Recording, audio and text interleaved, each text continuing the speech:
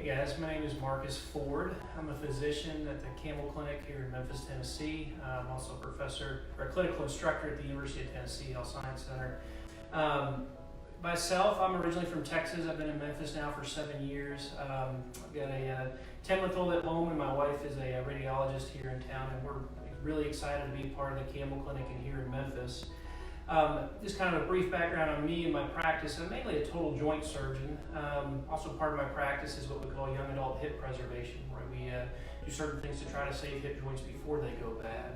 But the majority of my practice is hip replacement and then knee replacement.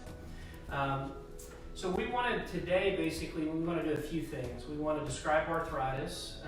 We want to discuss total joint replacement basics. And the most important thing we want to do is really answer your questions. And so I'm going to go through a brief talk about just some basics on arthritis and joint replacement. I think the most important thing we're going to do today is answer your questions.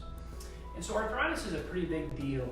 Essentially by 2030, there's going to be over 67 million Americans that struggle with arthritis.